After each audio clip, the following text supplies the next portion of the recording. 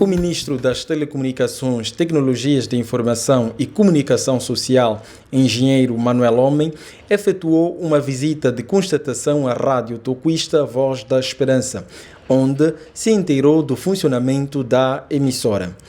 A comitiva ministerial foi recebida pelo líder espiritual da Igreja, Santidade Bispo Dom Afonso Nunes, personificação do profeta Simão Gonçalves Toco, assim como pelo diretor-geral da Rádio Tocuista, o pastor João Dombache Sebastião.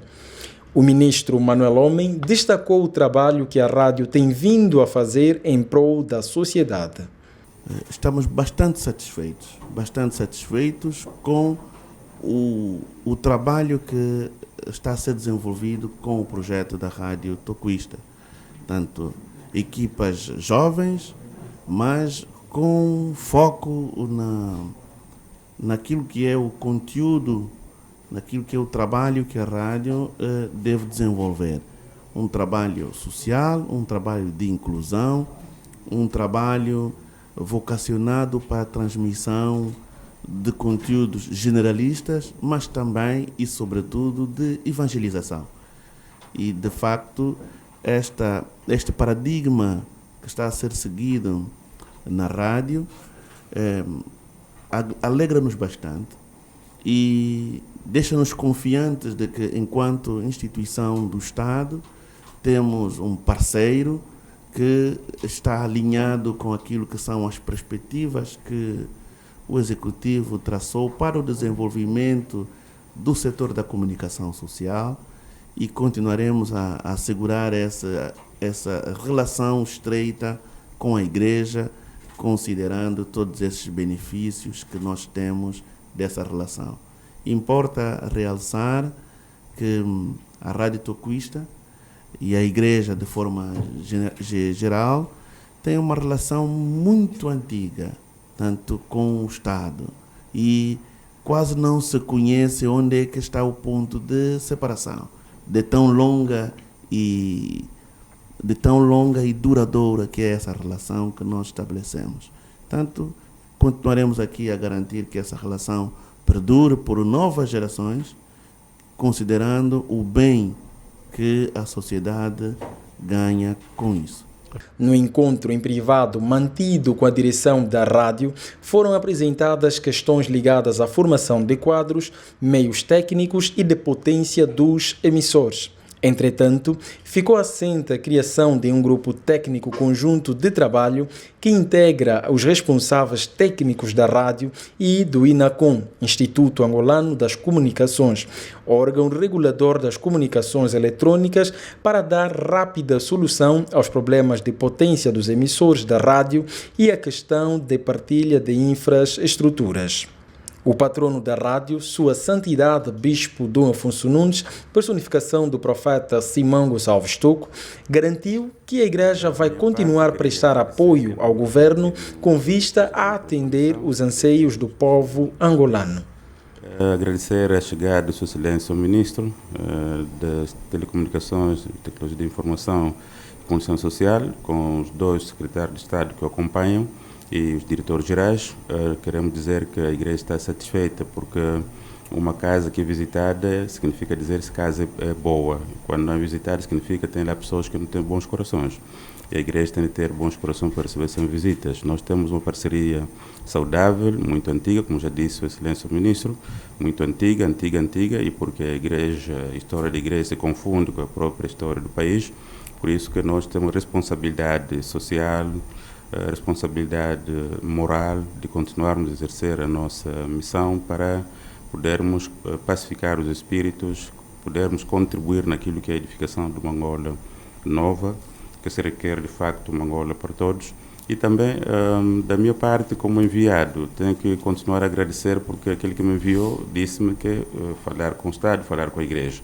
Sua missão é falar com o Estado, falar com a Igreja. Quando isso acontecer, eu tenho que agradecer e continuar a ser disciplinado diante dele, para que tudo quanto estamos a fazer seja de facto consolidado e também conseguirmos alcançar os outros objetivos que não foram alcançados. Por isso, a Igreja está satisfeita com essas excelências, pode contar sempre com a Igreja Tocuista nas grandes questões que diz respeito à vida nacional. A igreja estará lá para dar a sua palavrinha, para contribuir em oração, mas também em ações, para que possa, então, ao lado do Estado, do governo, ajudar o povo angolano a caminhar, mesmo diante dessas grandes dificuldades que tem, mas com a esperança de que irá ultrapassar. Esse é o papel da igreja, inculcar a esperança, a fé. Quando a esperança e a fé morrem, a pessoa fica completamente sem norte. Por isso a igreja está lá para dizer que, mesmo com Covid-19, mesmo com crise financeira, a vida vai continuar, isso é passageiro. Por isso, essa é a nossa missão lá do Estado, fazermos esse complemento importante. O ministro das Telecomunicações, Tecnologias de Informação e Comunicação Social fez-se acompanhar durante a visita pelos secretários de Estado da Comunicação Social e para as Telecomunicações e Tecnologias de Informação, Nuno Albino e Mário de Oliveira, respectivamente, pelo PCA do INACOM e por diretores nacionais.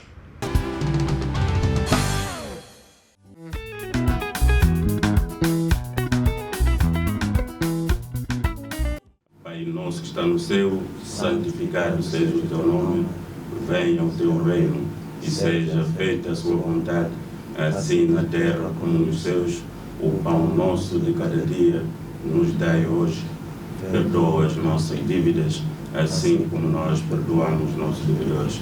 Não nos deixes cair em tentação, mas livra-nos do mal, porque teu o reino e o poder e a glória para sempre. Amém. Vamos, de seguida, proceder à leitura bíblica em Salmo 67, verso 1 a 7. O reino de Deus abrange toda a terra. Deus tenha misericórdia de nós e nos abençoe e faça resplandecer o seu rosto sobre nós, para que se conheça na terra o teu caminho e em todas as nações a tua salvação. Louvem-te a ti, ó Deus dos povos. Louvem-te os povos todos. Alegrem-se e regozijem-se as nações, pois julgarás os povos com equidade e governarás as nações sobre a terra. Louvem-te a ti, ó Deus, os povos. Louvem-te os povos todos. Então a terra dará o seu fruto e Deus, o nosso Deus, nos abençoará. Deus nos abençoará e toda a extremidade da terra o temerão. Amado Pai Mayamona, é chegado o momento para os seus filhos ouvirem o sermão do dia, pelo que muito respeitosamente convidamos para o sermão do dia. Louvamos! Filhas e filhos de Deus, quero agradecer em nome daquele que me ungiu e consagrou-me para a sua missão, por termos mais esta manhã deste domingo consagrada para a adoração do nosso Deus, o nome santo adorado por gerações, e que nesses dias também tem merecido a mesma adoração, a geração presente. Por isso, peço-vos, meus queridos, para que possamos, neste momento, abrirmos as nossas Bíblias. Eu tenho a minha e espero que o meu caro crente e ouvinte que ouve esta mensagem nesta manhã, abra também a sua Bíblia, isto é, o Evangelho de Jesus Cristo, escrito pelo seu apóstolo São Mateus, capítulo 25, versículo 41, que será o texto principal que irá suportar a pregação do dia. Vamos à leitura. Então dirá também aos que estiverem à sua esquerda: apartai-vos de mim, malditos, para o fogo eterno preparado para o diabo e os seus anjos. Repito, então dirá também aos que estiverem à sua esquerda: apartai-vos de mim, malditos, para o fogo eterno preparado para o diabo e os seus anjos. A terceira vez, então dirá também aos que estiverem à sua esquerda: apartai-vos de mim, malditos, para o fogo eterno preparado para o diabo e seus anjos. Oremos. Glorioso e eterno Deus Pai, elevamos nossos olhos para os altos para nesta manhã podermos santificar e glorificar o Seu nome, porque finalmente Tu és o Deus da criação, Deus imutável, Deus indomável, Deus imparável, aquele que também adoraram nossos antepassados, confiantes de que és um Deus inerrante e infalível. Por isso, nesta manhã, peço ao Pai Santo para que possa de facto consagrar todo o coração que ouve esta mensagem para estar de facto preparado a receber, mas também guardar e praticar até ao dia glorioso da manifestação do Filho unigênito do Pai. Que assim seja. Pai nosso que estás nos céus, santificado seja o Teu nome, venha o Teu reino e seja feita a Sua vontade, assim na terra como nos céus. O pão nosso de cada dia nos dai hoje, perdoa as nossas dívidas, assim como nós perdoamos nossos devedores, e não nos deixes cair em tentação, mas livra-nos do mal, porque Teu o reino e o poder e a glória para sempre. Amém. Podemos, meus amados, no sítio onde se encontram, retomar as posições iniciais para, de forma atenta, podermos então, juntos, ouvirmos a palavra de Deus, juntos aprendermos a sua mensagem, juntos aprendermos a sua doutrina. Esta hora é hora de nos despojarmos da nossa vaidade, para que de facto sejamos vasos vazios que serão então enchidos nesta manhã com esta palavra, isto é, a água da vida que deve jorrar durante o tempo da vossa peregrinação. Por isso, queria levar-vos à introdução do sermão. Amadas e amados, a Igreja de Cristo, isto é, de nosso Senhor Jesus Cristo no mundo, que peregrina para o alcance da recompensa do resultado do trabalho abnegado que ela presta ao seu Salvador. A Igreja peregrina porque aguarda o dia da chegada do seu esposo. Passaram-se quase 2000 anos desde que ela começou a sua caminhada. Meus queridos, há uma diferença que é estabelecida entre a caminhada feita pelo povo judeu e aquela que é empreendida hoje pela Igreja. Aqueles marcharam para a conquista de uma promessa que terá início em Gênesis 15, 7 e 14, para irem ao encontro de uma promessa terrena. Êxodo 3, 17. Há uma grande visita a chegar junto de nós. Ele já partiu da sua viagem e está de volta ao encontro dos irmãos que o aguardam. Enquanto não chega, os irmãos estão muitos deles cansados, alguns desesperam-se. Aquele que foi, meus queridos, há de regressar. Eu volto e repito. Aquele que foi, meus queridos, há de regressar. A sua chegada está agitando as águas. As ondas se levantam, mas ele está a chegar. Assim, o nosso tema de hoje é Cristo há de voltar. Cristo há de voltar. Este é o tema desse dia, o dia 7 de junho do ano 0020 do milênio de Cristo. O tema é, repito, Cristo há de voltar. Meus amados, a certeza do juízo final é o contexto da mensagem salvífica do Novo Testamento. Paulo, apóstolo do Senhor, não menos do que Jesus, sublinha esta certeza. Segundo Paulo, Jesus Cristo salva os seus discípulos. Tem salvado até hoje, continua a salvar os seus discípulos da ira vindoura.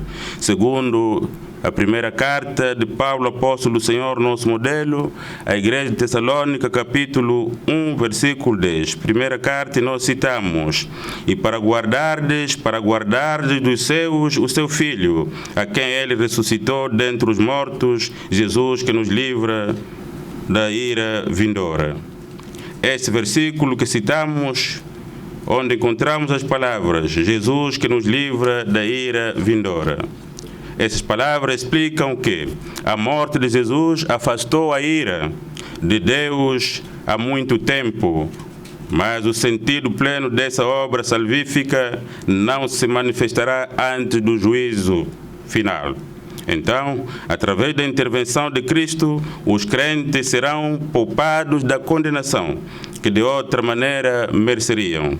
A pregação sobre a volta de Cristo tem e deve ser feita agora e já em todos os lugares, tanto lá onde já terá sido pregado, assim como em outros lugares onde esta pregação e anúncio da segunda volta ainda não foi feita. A exemplo de Paulo, apóstolo do Senhor e nosso modelo, pregando aos judeus, Paulo podia pressupor conhecimento da existência do verdadeiro Deus e da autoridade da Escritura do Antigo Testamento e a seguir passar a pregação do advento do Messias prometido por Deus. Que sim, sabia que os judeus já sabiam, conheciam um Deus verdadeiro e vivo. Nesse sentido, ele deveria começar a pregar a eles, pregando a eles, começando sim pelas Escrituras do Antigo Testamento, que era hábito, que era sempre lido pelos judeus.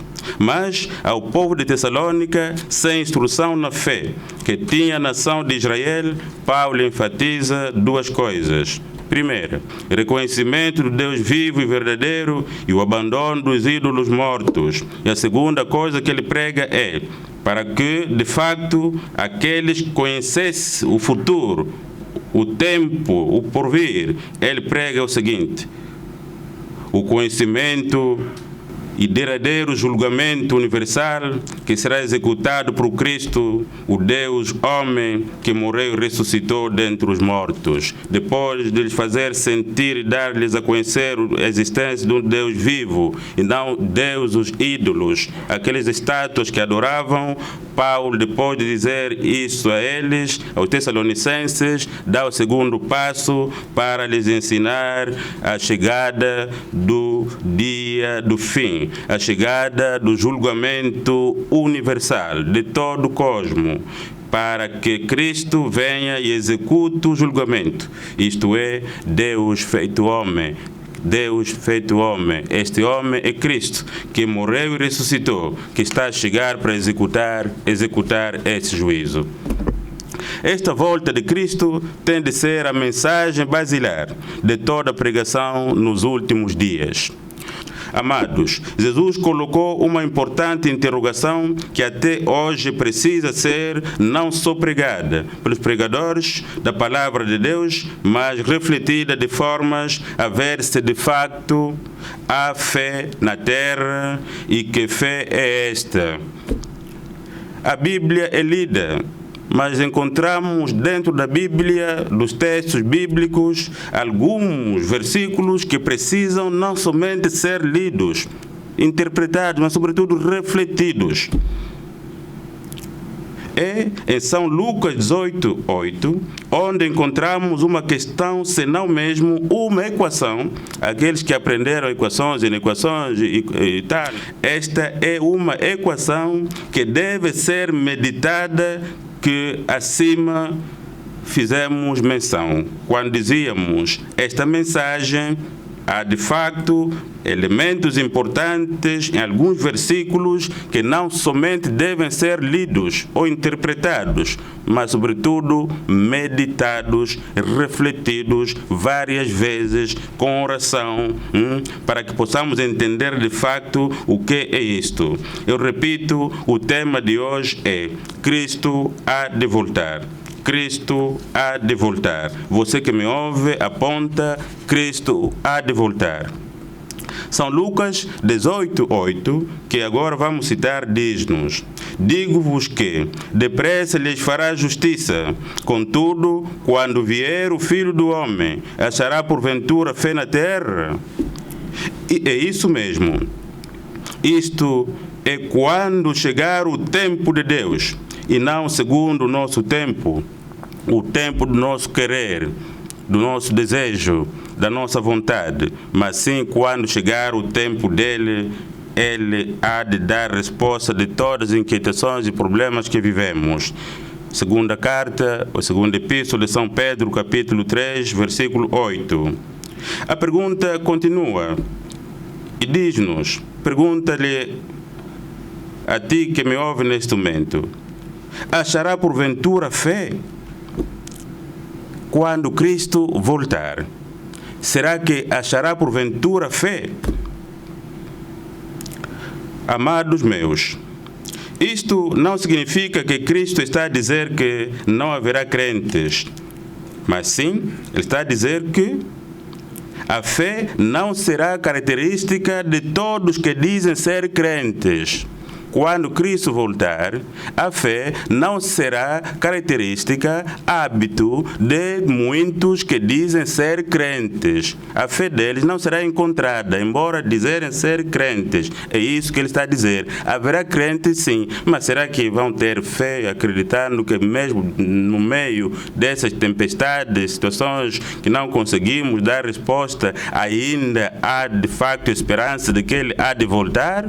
Devo estar preparado porque ele vai chegar? Será que Cristo, no dia que ele vai se manifestar, vai encontrar homens e mulheres com esta fé?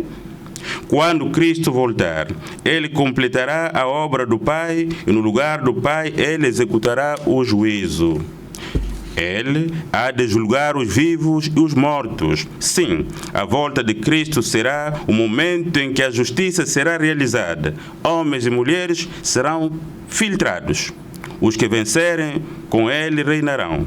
Mas aqueles que perderem, passarão a vergonha e o desprezo e o sofrimento eterno, quando Cristo voltar.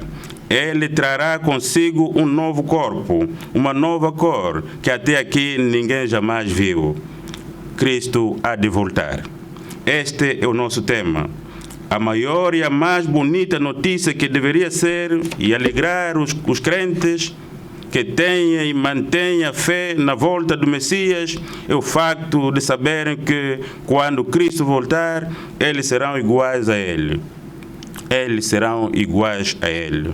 Essa notícia deveria alegrar você que acredita nessa vinda, você que mantém ainda a esperança de que Cristo há de vir. Você devia ficar contente com esta mensagem.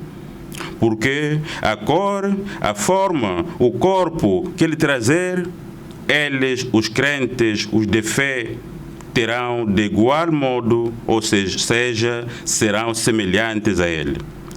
Meus amados, vede que grande amor nos tem concedido o Pai, a ponto de sermos chamados filhos de Deus. E de facto somos filhos de Deus. Por essa razão, o mundo não nos conhece, porquanto não conheceu a Ele mesmo. Amados, agora somos filhos de Deus e ainda não se manifestou o que havemos de ser. Sabemos que quando Ele se manifestar, seremos semelhantes a Ele, porque havemos de vê-lo como Ele é. Esta mensagem deveria alegrar o teu coração, de que conforme Ele é, a natureza que Ele trazer, os que têm fé terão também a mesma natureza. Primeira epístola de João, digo, capítulo 3, versículo 1 até o versículo 3. Aqui está a beleza, a realeza e a importância da volta de Cristo. Ele há de transformar os humanos, acabando com as diferenças provocadas pelos diferentes climas que o mundo hoje vive. Abrindo aqui um parênteses, digo, por esta razão, as lutas raciais entre as pessoas não têm razão de ser. Na verdade, Deus criou os homens de acordo com a sua vontade, brancos e negros. A pigmentação da pessoa negra é próprio da região onde estas foram colocadas como espaço para viverem. E o pigmento, a cor de outras pessoas, também lhes foi dada por vontade do Criador e também da genética. Assim como também do cruzamento dos diferentes tipos de cor. Por exemplo, um branco e um negro e vice-versa, quando cruzam ou quando eles casam, eles geram uma pessoa de cor não muito negra e nem muito branca. Sabemos que é assim que acontece. O porquê depois de existir estas guerras, de quem fica e de quem deve ser eliminado? Nada. Não há razões para guerras, porque seremos como Cristo quando Ele voltar. Meus amados, assim, Paulo confiou, falando ele ao seu filho Timóteo, que era também resultado do casamento de uma judia e de um grego, segundo Timóteos 4:1, que nós citamos: conjuro-te perante Deus e Cristo Jesus, que há de julgar os vivos e mortos pela sua manifestação e pelo seu reino. Fim de citação. Paulo tem crença na segunda volta de Cristo. Cristo como juiz naquele dia que apressa a chegar. Cristo há de voltar. Cristo há de voltar. Ele voltará na sua glória para julgar e condenar, para salvar e dar recompensa àqueles que perseverarem. Onde tu estarás nesse dia? Já pensou nisso?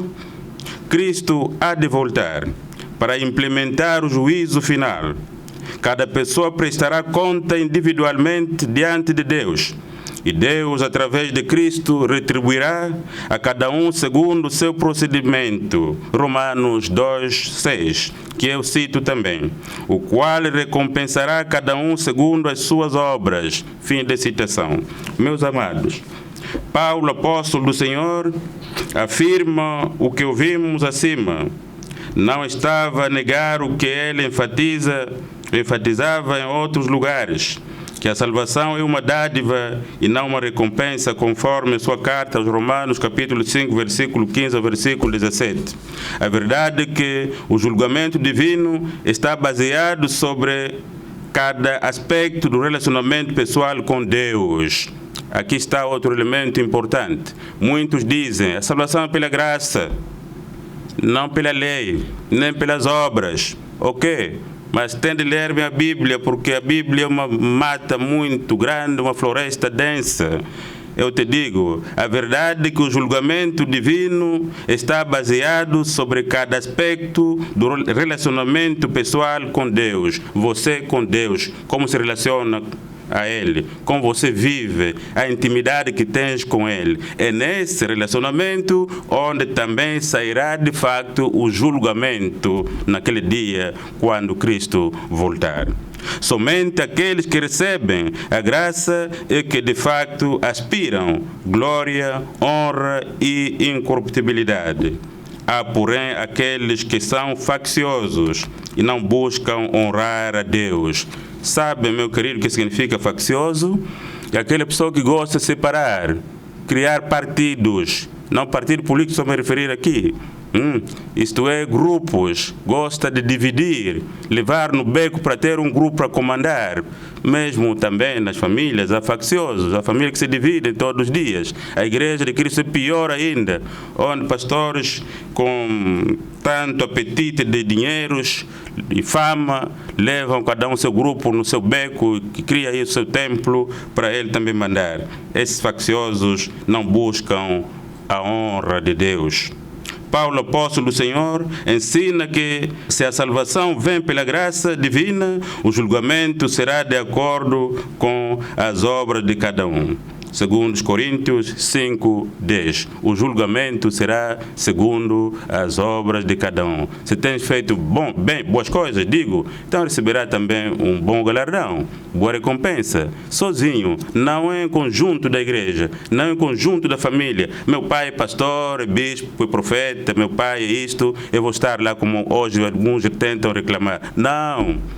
Você sozinha, terá que se apresentar diante do tribunal de Cristo para receber a sua recompensa, segundo o que você terá feito.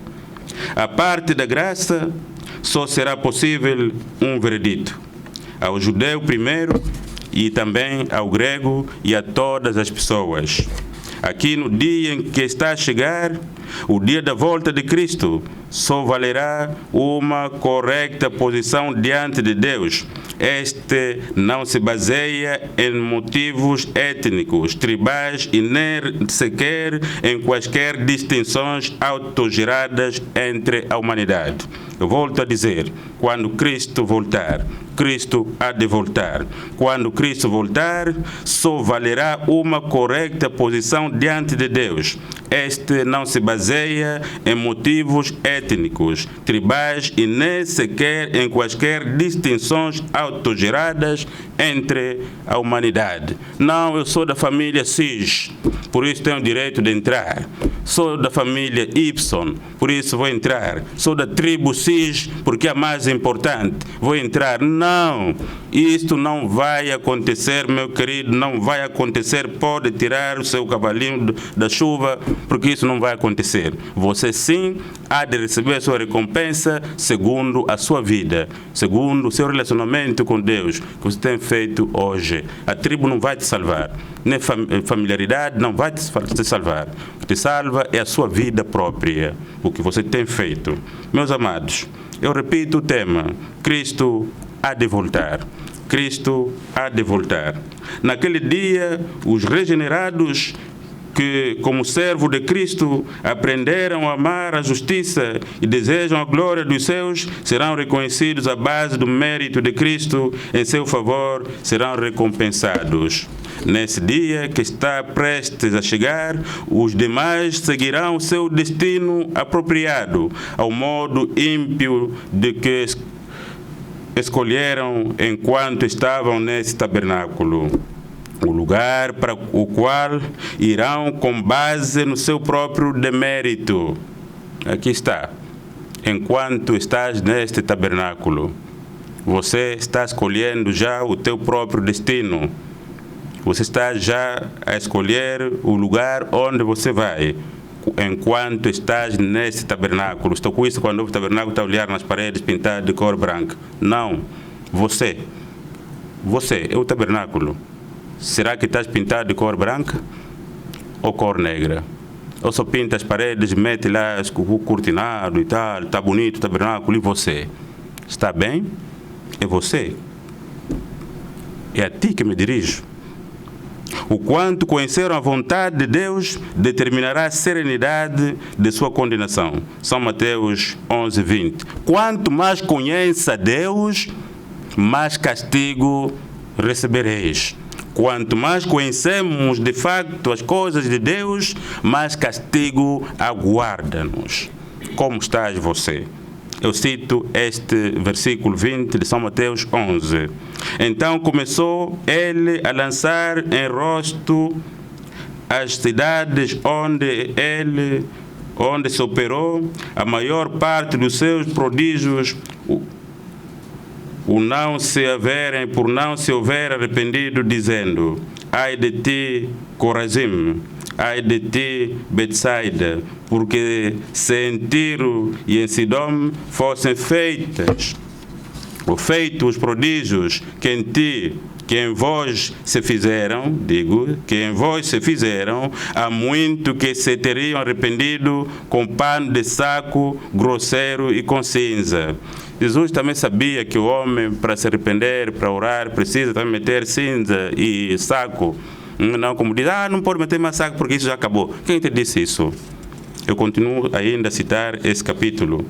Por isso vos digo que haverá menos rigor para Tiro e Sidom no dia do juízo do que para vós e tu, Cafarnaum, que te ergues até aos céus, serás abatida até aos infernos.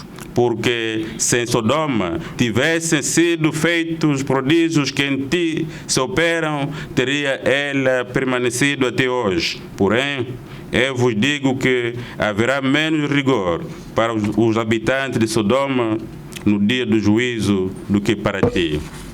Meus queridos, estás a ouvir o que estou a dizer neste texto bíblico? Eu não sei se o meu caro crente que neste momento me ouves já imaginou o que vai acontecer na volta de Cristo. Se Sodoma, aquele país, terá sido reduzido a cinzas, e Cristo avisa que no dia do seu regresso, será ainda pior o que aconteceu naquele país de Sodoma, que vai acontecer na sua vinda? Meu querido, peço-lhe, prezado crente, para avaliar o que é que isso será.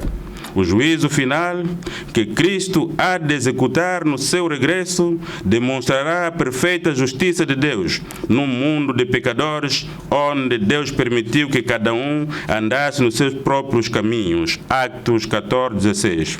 O mal graça livremente e as dúvidas surgem a respeito de como Deus, se soberano, pode ser justo, ou se é justo, como pode ser soberano. Meu amado, Deus será glorificado ao aplicar justo juízo, o seu juízo final, no dia em que Cristo voltar. Ele dará respostas a estas suspeitas de que Deus deixou de se importar com a justiça. Ele vai, nesse dia, dar respostas a todas estas suspeições. Deus já não liga nada e tal. Por isso podemos pecar, Ele não se importa mais com os nossos pecados, podemos continuar até porque não faz nada. Se Ele é soberano, se é justo, o que é que Ele diz? Não diz nada. Vamos continuar a nossa vida. Sim, nesse dia, Ele dará respostas às suspeitas de que Deus deixou de se importar com a justiça. Não te intrigues, sim, porque o dia da justiça está chegando. Eu cito Salmos 50, 16, 22, que diz: mas o ímpio, diz Deus, de que te serve repetires os meus preceitos e teres nos lábios a minha aliança, uma vez que aborreces a disciplina e rejeitas as minhas palavras? Se vês um ladrão, tu te comprases dele, e ao adúltero te associas. O que acontece hoje? Só faz mal, mas tem adepto que defende. Enquanto sabe que a norma para aplicar para que de facto possa dissipar e disciplinar os infratores é esta, alguns defendem: não, deixa mesmo, deixa só, por favor, deixa, por favor, deixa só, vida, mas você não ouviste que você não pode se associar com o ladrão, não pode se associar com o adúltero, você tem de aplicar a pena para que ele saiba que o que cometeu é um erro, para que na próxima vez não volte a cometer. Por isso a igreja torna insípida, deixa de ser uma igreja de facto temperada de sal, porque ela tolera o intolerável, como aquela igreja de Sardes, que está escrito em Apocalipse. Fazia boas coisas, mas finalmente Deus achou nela erros que deveriam ser corrigidos, ou então iria receber de facto o castigo de Deus. Por quê? Deixava dentro dela tudo que era má ser praticada e nada dizia. Fora parece ser uma boa gente, como se fosse um cemitério bem caiado fora, mas lá dentro estava cheio de ossos. O que acontece também nos dias de hoje? Igrejas deixam-se levar nesse tipo de conversinhas. Deixa só e tal, porque senão já viu, né? Porque naquele tempo, minha vida. Que tempo? O tempo da volta de Cristo ou teu tempo você? O pastor, o bispo, o ancião, o apóstolo, qualquer título que tu ostentas. A Bíblia diz: se vês um ladrão, tu te comprases dele, e ao adúltero te associas. Soltas a boca para o mal, e a tua língua trama enganos. Sentas-te para falar mal contra teu irmão e difamas o filho da tua mãe. Tens feito estas coisas e pensavas que eu era teu igual, mas eu te arguirei e porei tudo à tua vista. Considerai, pois, nisto, pois que vós que vos esqueceis de Deus, para que não vos despedace sem haver quem vos livre. Fim de citação. Aqui está, meus queridos, estamos a falar de que Cristo há de voltar. Muitos pensam que essa generosidade da igreja, de homens, dos humanos, de tudo deixa andar e tal, vai ser assim, porque nós, a igreja é nossa, nós até quando estávamos naquele tempo, a igreja é nossa. Ninguém. Você é o primeiro humano que dirigiu essa igreja? É você o primeiro? Você não está a ler, não está a olhar atrás que muitos já partiram? que começaram a obra lá de Jerusalém até aqui, muitos já partiram. Como que você não tem medo, não teme, não cumpre o que Deus diz? Está a dizer: quem rouba, castigo. Quem adultera, castiga, para que os outros temam. Você diz: deixa estar. Minha vida, por favor. Deixa, Senhor. Senhor, deixa. Moisés não chegou na terra prometida. Não porque ele pecou, mas porque ele sempre gostava de interceder. Pai, deixa-lhes para chegar na terra prometida. Se morrer aqui depois, quando vir lá no Egito que morreram todos no deserto, o que vai ser de nós? Ok, ouvi a sua palavra, mas você não vai chegar mais. Nem você, nem todos os mais velhos vão chegar mais. Vossos filhos vão chegar na terra prometida. Deus assim decidiu. Mesmo assim, os homens não aprendem. Mesmo assim, os que pregam não aprendem. Pregam, não aprendem nada. Como é que nós pregamos, não aprendemos nada? Aqui está o problema. Se nós que pregamos não aprendemos nada, como é que vamos insistir aos outros a aprenderem? Aqui está, de facto, o elemento importante. A falha da igreja. Nós pregamos, mas não nos pregamos. Nós não entendemos que pregamos, queremos que os outros entendam. Não é possível, não é possível. E os outros serão salvos e nós que pregamos castigados, porque não entendemos que nós pregamos. O nosso tema é: Cristo há de voltar. A volta de Cristo na terra, como Senhor juiz, é a grande e nossa única expectativa como filhos e servos e enviados seus. Esta é a nossa única expectativa, como filhos, servos e enviados seus. Por isso falamos, por isso não dormimos, por isso nós choramos, por isso cantamos todos os dias, por isso pregamos todos os dias, expostos a tudo, porque sabemos que, como enviados seus, Ele há de voltar. Ele há de voltar. Cristo há de voltar. Repita comigo lá em casa, você que me ouve neste momento. Repita, vamos juntos. Cristo há de voltar. Repita comigo mais uma vez. Cristo há de voltar. Mais uma vez. Cristo há de voltar. Aleluia. Amém. Como diz acima, o mundo até hoje questiona onde está a soberania de Deus.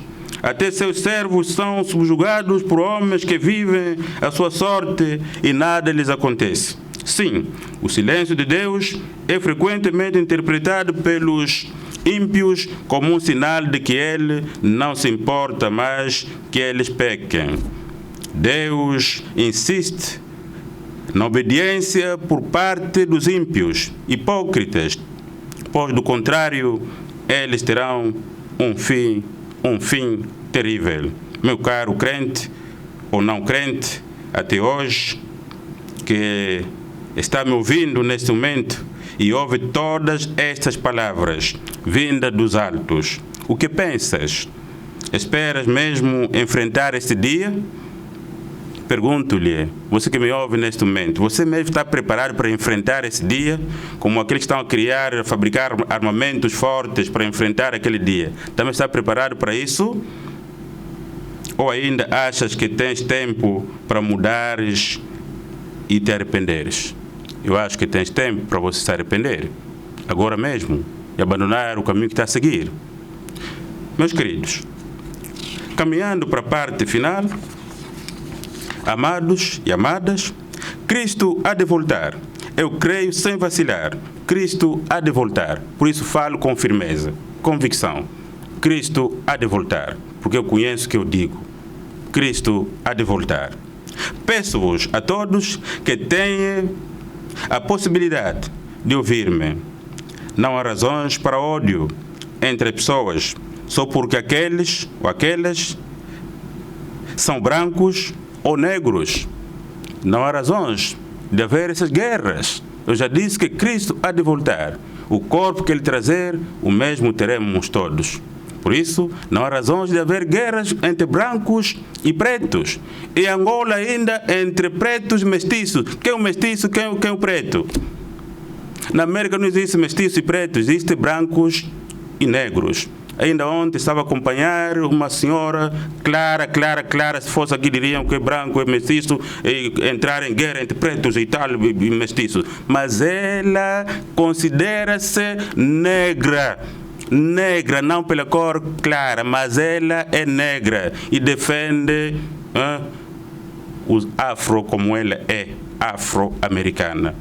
Mas vocês aqui, basta ficar um pouco claro, agora nós somos aqui, vocês ficam ali, cuidado, está a vir mulato, está a chegar mestiça, também mestiço de cuidado, está a chegar preto. Quem que vos disse que preto, mestiço são duas coisas?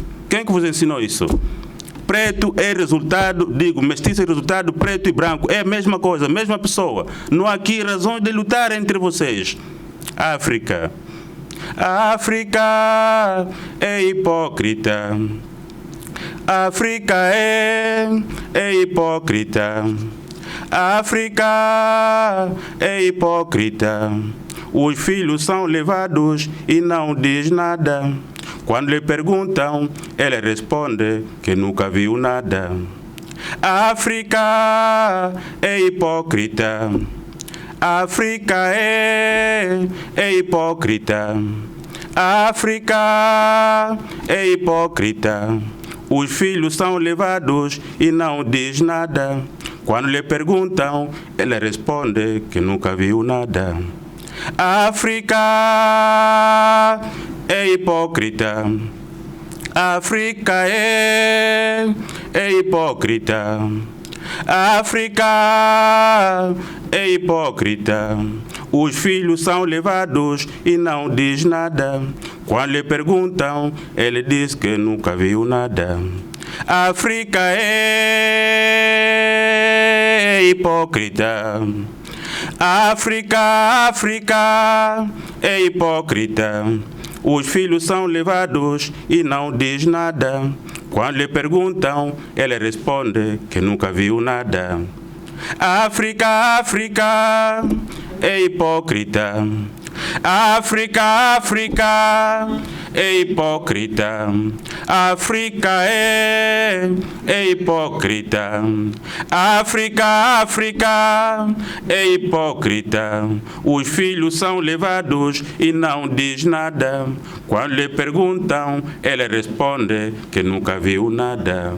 A África é, a África é. A África é... É isso, meus queridos. A África é hipócrita. Ela diz que nunca viu nada, não conhece nada do que aconteceu, não sabe nada do que está acontecendo, não sabe nada. Os outros é que vê, que conhece, que sente. A África diz, não sente nada, não conheço nada, não sinto nada.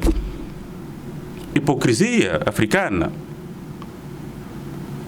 Essa hipocrisia africana, só Cristo parece a de resolver. Os africanos até agora mostram-se hipócritas, impotentes, inconscientes do seu destino, da sua natureza. Quando falo da África, falo de toda a África. Quando Gaddafi foi morto em África, vieram lhe matar aqui. O que disseram os africanos? Zero. Disseram, não vimos nada do que aconteceu, não sabemos nada do que aconteceu, se aconteceu o quê? Quando os afros são matados, a África até diz, não falam, cuidado, não falam o que está acontecendo na América. Nós precisamos do dólar para a América mandar dólar aqui, cuidado. A África é hipócrita. A África é hipócrita. A África é hipócrita. Os filhos são levados e não diz nada. Quando lhe perguntam, ele responde, nunca viu nada. A África é... Kwame Nkrumah. Quem matou Kwame Nkrumah? Vocês que conhecem a história, pergunto-vos lá onde estão. Quem matou Kwame Nkrumah? Quem matou? Por que o mataram? Que queria ver uma África unida, África desenvolvida, África crescente. O mataram. O que a África fez? Zero. É fechar-se em copas, cada um tem meu país, minha soberania, estou aqui, mas amanhã também vão te matar você. Os mataram ele, amanhã é você. E todo aquele que querer ver o bem do seu povo será morto. Porque a África é hipócrita, não vê nada. Não vê nada, não diz nada. Os outros veem, sentem, ela não vê nada. Olha o que aconteceu durante a semana no mundo inteiro, quando dizíamos aqui a semana passada que deve haver, de facto, a invocação do dia da ira. Aconteceu ou não está a acontecer? Está a acontecer. Está a acontecer. Até brancos e negros juntos levantam-se para enfrentar. Hoje a Casa Branca já não é aquele que temos visitado, ali chega até aí próximo e ver tudo lá dentro. Já não, está cheio de grades, porque o povo está zangado, está com ira. Ainda um presidente como aquele sai e diz ainda mais porque George Floyd está contente. Hoje é o dia que George Floyd está contente. Que presidente é esse que diz que manda o mundo inteiro? Uma pessoa que morre da forma como morreu está contente? Está contente de facto? Contente de quê? Porque houve mais empregos de quem? Quem teve mais emprego? Os oriundos da Espanha, que também lá sofrem como sofrem os africanos, ou os próprios que são donos, dizem ser donos da América. É uma brincadeira que ninguém diz nada. Um presidente aquele diz que, sim senhor, hoje é o dia que George Floyd está contente, sente-se contente. A pessoa que morreu como morreu está contente, mas quem tem força, ninguém fala nada, porque tem força, mas também a força bruta pode ser derrotada um dia. Quando a força demasiado bruta, um dia vai ser derrotado. Meus queridos, a África é hipócrita. Os hipócritas fazem isso. Eles fazem assim. E dizem que não estão a ver nada. Mas aqui estão a ver. Dizem não vi nada. Você não viu, não vi nada. O africano, viste? Não, não vi nada, não sei de nada que está a passar. Afinal tem medo. Tem receio. Porque vive dividido. A divisão que lhe impuseram para que fosse bem colonizado continua a persistir até hoje. Se assim é, não pode esperar nada de prosperidade, senão de alguns que serão lacaios que roubam dinheiro aqui e guardar lá no Ocidente, mas ricos para enriquecer o continente, o país africano, não vai acontecer nada, porque são hipócritas. É tempo de arrependimento dos grandes erros cometidos durante a história da segregação que dividiu o mundo até a comunidade, as comunidades mais vizinhas foram divididas. É tempo de arrependimento dos grandes erros cometidos durante a história da segregação que dividiu o mundo até comunidades vizinhas. Cristo há de voltar para julgar todos os actos dos seres humanos. Coloquem a política ao serviço dos humanos e não contra os humanos. Coloquem a política ao serviço dos humanos e não contra os humanos. Quem que provoca a segregação racial? São os políticos. A política deveria servir para ordenar as pessoas viverem bem, viverem unidos, mas é a política que cria a segregação. O apartheid quem cria? É a política que separa a pessoa. Não, você é branco, cuidado, fica aqui, você é negro, fica ali, o mestiço, cuidado, fica desse lado. É a política. Mas deveriam colocar a política ao serviço dos humanos, não contra os humanos. Estou reconfortado ao ver que o mundo, tanto brancos assim como negros, saíram às ruas juntos para se manifestarem contra a morte do negro americano George Floyd. Afinal, o mundo já sabe amar e está a aprender a amar. Meus queridos, Igreja de Cristo que me ouve neste momento, queria, mais uma vez, repetir-vos que o nosso tema de hoje é Cristo há de voltar. Cristo há de voltar. Cristo há de voltar. Vivam em paz e cada um faz o que é bom. Cristo há de voltar. Por isso, persistimos e sofremos, gerações após gerações, porque aquele que prometeu é justo e real. Cristo há de voltar para glorificar os seus servos, tal como ele foi glorificado pelo Pai. Eis que vem com as nuvens, e todo olho verá, até os mesmos que o traspassaram, e todas as tribos da terra se lamentarão sobre ele. Sim, como ele é, todos os vencedores assim também serão.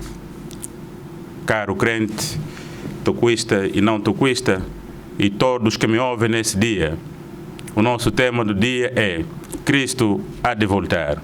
Ele há de voltar na sua glória para julgar. No lugar do Pai, Cristo assentará no trono para julgar os ímpios que agora consideram que Deus desistiu de praticar a justiça e questionam a sua soberania. Cristo há de voltar. Cristo há de voltar. Orai comigo todos os dias. Não se canse de orar. Não se canse de fazer o bem.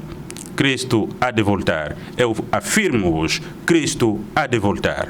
Afirmo-vos, Cristo há de voltar. Leva os dias que levar, há de voltar. E os tempos são difíceis, porque Cristo há de voltar.